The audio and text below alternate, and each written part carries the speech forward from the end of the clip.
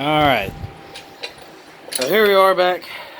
I say the morning, it's later on in the evening. I had a lot of other stuff I had to do today, but last night in my first video, taking this thing apart, I said I could not get the swing arm out because there was something binding it up, and that as soon as I took this off, unbolted this from the block, everything just kind of dropped off and fell apart. Well, during my installation today, I figured out why.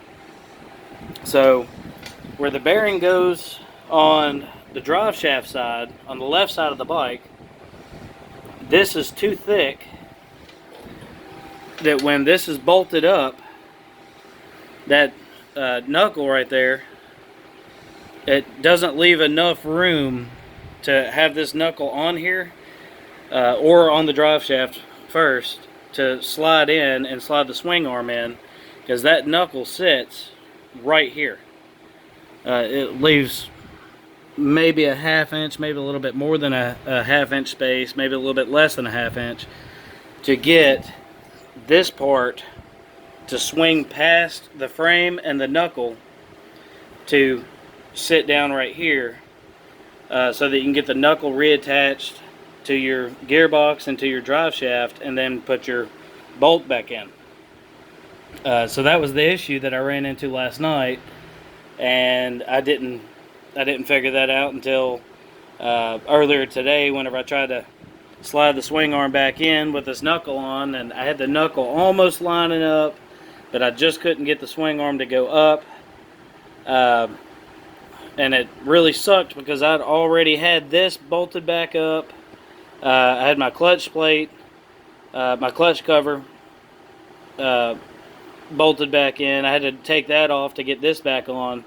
If you leave that on, it is just a humongous pain in the butt to get your gear cover back on, your gearbox back on. So I pulled that, and this thing just slid right in nice and easy. Got everything bolted back up. I had my coolant tube back up, and I noticed my first video, this is where your coolant tube starts and then it ends. You can see a little bit better now that I've got my clutch cable plate off. It goes in right here. That's where your coolant tube goes, but it passes through right here and covers up this bolt head. So that's got to come off. But I had all of this whole assembly and everything put back together, and then I tried to get my swing arm in, and just would not work. So I had to take a break for a while, run a couple errands, and now I'm about to get back at it, and got all this taken back apart, and about to try to get the swing arm back on.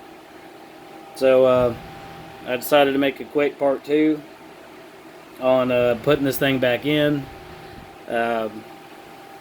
Little helpful tip, so if any of y'all are trying to do this and keep running into the same problems, I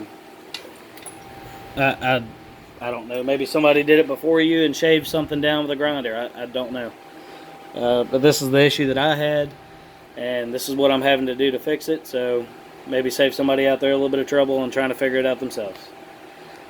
So good luck, you guys, and if y'all find an easier way, or maybe next time I have to do this and I actually have a service manual, I can tell you exactly what the manual says.